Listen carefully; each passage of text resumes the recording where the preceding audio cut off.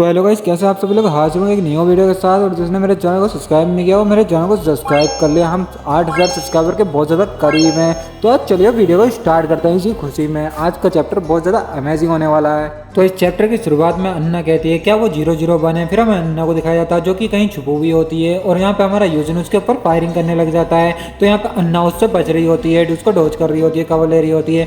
और फिर कहती है कि ऐसा हो सकता है कि वो 001 ही है और वो एक बॉडीगार्ड और वो बदमाश एक नॉर्मल बॉडीगार्ड बन के रहना चाहता है। ऐसा तो नहीं हो सकता। फिर हमारे यूजिन को दिखाया जाता है जो कि उसकी बातों का कुछ भी रिप्लाई नहीं दे रहा होता है। फिर अन्ना कहती है कि तुम्हें मेरी आवाज़ याद है, मैंने कहा था तुमसे कि हम दोबारा एकदम जल्दी मिल जाएंगे, तुम्हें पहचान आया कि मैं कौन हूँ। फिर दिखाया जाता है यूजिन सोचने लग जाता है ये तो वही है जिसके साथ मैंने पिछली बार फाइट की थी।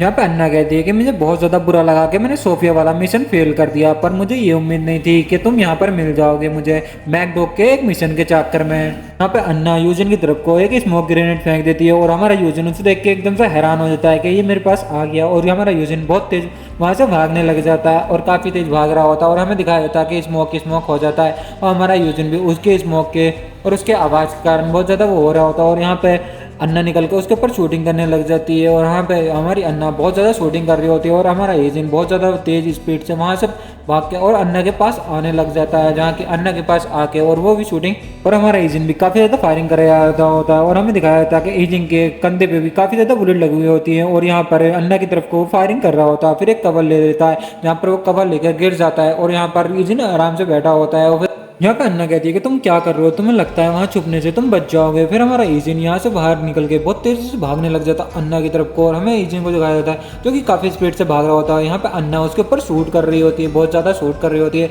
और यूजिन के कंधे पे एक गोली लग जाती है। यहाँ पर फिर यूजिन दूसरे हैंड से अपने दूसरे हैंड से उसको शूट करने लग जाता है और यहाँ पे अन्ना की रिलोडिंग आ जाती है और हमारा यूजिन उसके ऊपर अटैक कर देता है, उसके ऊपर गिरा देता है उसको। और यहाँ पे दिखाया जाता है कि अन्ना एक दूर जाकर नीचे गिरती है। यहाँ पे यूजिन उसके ऊपर खड़ा हो जाता है और यहाँ पे अन्ना उसके माथे पे अपना गन पॉइंट कर लेती है और उसको मारने के लिए रेडी हो जाती है। जब भी हमें दिखाया जाता है कि अन्ना के हाथ पे एक कट लगता है और ये अन्ना बहुत ज़्यादा शॉक हो जाती है इसे सोच करके ये कट कैसे लग गया। फिर हमें अन्ना को दिखाया जाता है जो कि बहुत ज़्यादा घबरा रही होती है। फिर हमें उसके हाथ को दिखाया जाता है जो कि काफ़ी ज़्यादा कट लगे होते हैं। फिर हमें यूजिन को दिखाया जाता है यूजिन के पास एक नाइफ होता है और यूजिन उसके हाथों पे कट लगाया जा रहा होता है और बहुत गंदा कट लगा रहा होता है। यूजिन उसके टांगों पर हर जगह कट लगा रहा होता है। यूजिन के हाथ में नाइफ चल रहा होता है। हमें दिखाया जाता है कि नाइफ के स्लाइसेस बहुत ज्यादा लगे रहे होते हैं और यूजिन बहुत ज्यादा गुस्से में होता है और अन्ना के काफी ज्यादा कट पे कट लगाया जा रहा होता है। और फिर दिखाया जाता है यूजिन बहुत ज्यादा गुस्से में होता है और नाइफ को दिखाया जाता है जहाँ कहीं अन्ना कुछ कहने लग जाती है उसको। यहाँ पे अन्ना कहती है कि मैंने उन सभी को ऑर्डर दिया अगर मुझे कुछ भी होता है तो तुम यूजिन के ग्रैंडपा को मार देना और अगर तुम्हें ग्रैंडपा की जरा सारी परवाह होगी तो तुम मुझे नहीं मारोगे, मुझे छोड़ दोगे। यूजिन बहुत ज्यादा गुस्से में होता है फिर उसे छोड़ देता है। फिर यहाँ से यूजिन जाने लग जाता है जहाँ पे दिखाया जाता है कि अन्ना बहुत ज्यादा जख्मी हाल में होती है। तो वो कहती है 001 गुड लक, तुम्हें गुड लक है और कोई फर्क नहीं पड़ता तुम क्या करने वाले हो, पर तुम इतना जान लो तुम हारने वाले हो 001। और यहाँ पे यूजिन भी उसकी तरफ को देख रहा होता है। फिर यहाँ से यूजिन वहाँ की तरफ को जाने लग जाता है।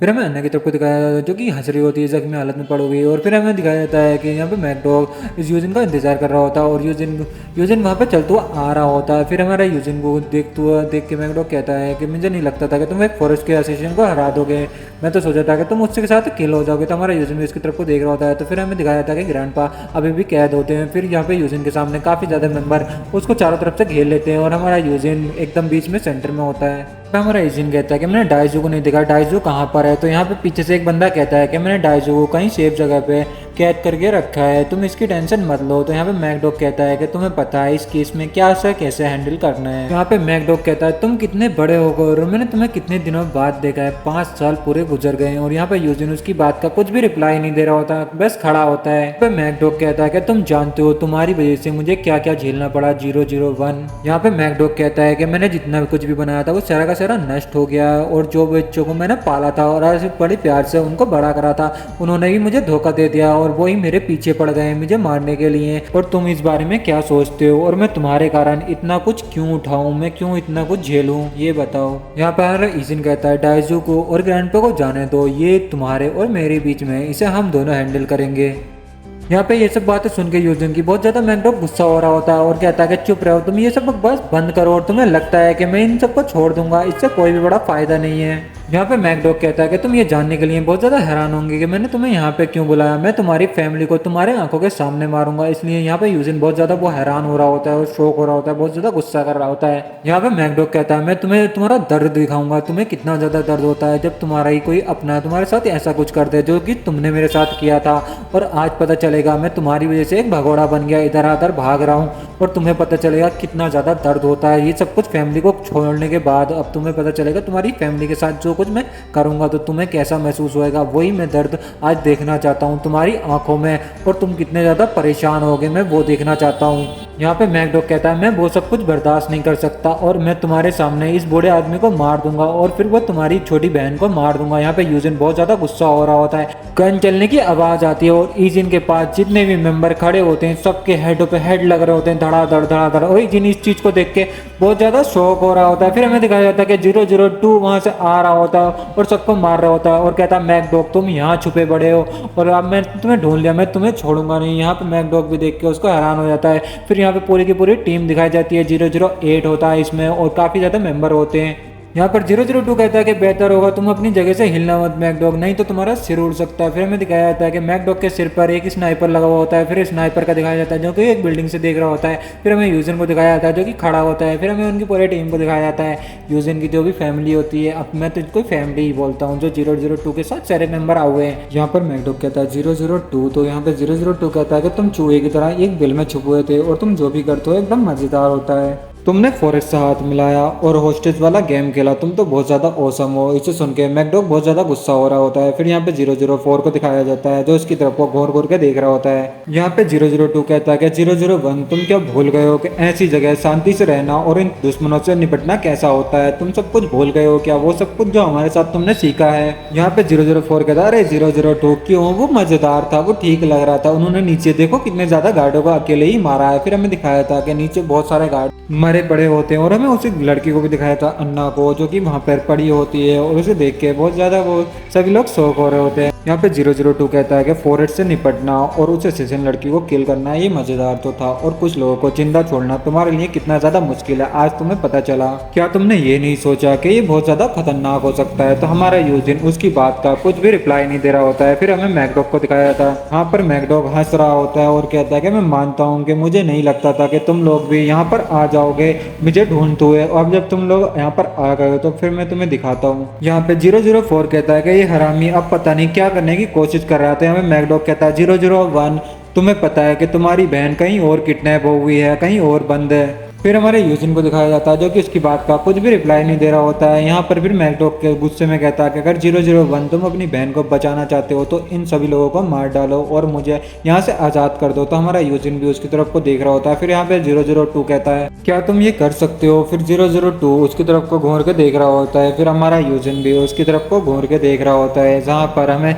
004 को दिखाया जाता है जो कि उसकी तरफ को देख रहा होता है, और 008 भी उनकी तरफ को यूजिन की तरफ को देख रहा होता है। और वहाँ पे स्नाइपर भी वहाँ पर एम लगा के अभी भी बैठा होता है और हमारा यूजिन बहुत ज़्यादा घबरा रहा होता है। तो यहाँ पे मैकडॉग कहता है कि 001 तुम क्या सोच रहे हो, क्या तुम अपनी बहन को जिंदा नहीं देखना चाहते। जब भी यहाँ पर 002 मैकडॉग के एक पैर पर गोली चला देता है, यहाँ पर 002 उसके दूसरे पैर पे भी गोली चला देता है और उसे घुटू के बल ले आता है। और 001 कहता है 002 कहता है कि मैं जब यहाँ पर नहीं देख रहा था तो ये बहुत ज़्यादा तेज हो गया है। यहाँ पे मैकडॉग कहता है कि 001 अगर मैंने उनसे कांटेक्ट नहीं किया तो वो तुम्हारी बहन को मार देंगे। तो यहाँ पर हमारा यूजिन भी बहुत ज़्यादा गुस्से में होता है। फिर यहाँ पर 004 कहता है मुझे ऐसा नहीं लगता, जो लोग तुम्हारी बहन को मार सकते थे वो सभी के सभी नीचे हैं। यहाँ पे मैकडॉग कहता है 004 से क्या तुम्हारा इसका क्या मतलब है। तो यहाँ पे 004 कहता है क्या वो 3 लोग नहीं थे, और वो उनकी स्किल देखकर मुझे लगता था कि वो फॉरेस्ट के ही आदमी हैं।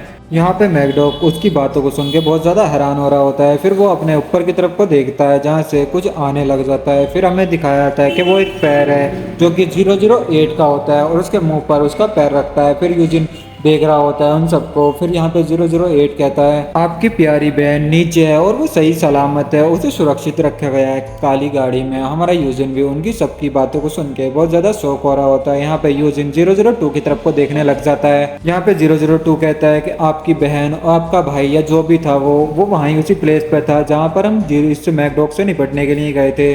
फिर हमारे यूजिन को दिखाया था जो कि शोको की नज़र से उनकी तरफ को देख रहा होता है। यहाँ पर 002 आकर उससे आगे निकल जाता है। फिर 008 आकर उसके हैंड को मतलब उसके कंधे पर हैंड रखता है। फिर ऐसे आकर सारे के सारे मेंबर उसके हैंड पे रखते हैं, मतलब हौसला दे रहे होते हैं। और यहाँ पर सारे के सारे मेंबर वहाँ से जाने लग जाते हैं। मैकडॉग को उठा के हमारा यूजिन उनकी तरफ को देख रहा होता है। फिर नेक्स्ट सीन में हमें दिखाया जाता है कि HW कंपनी की तरफ को।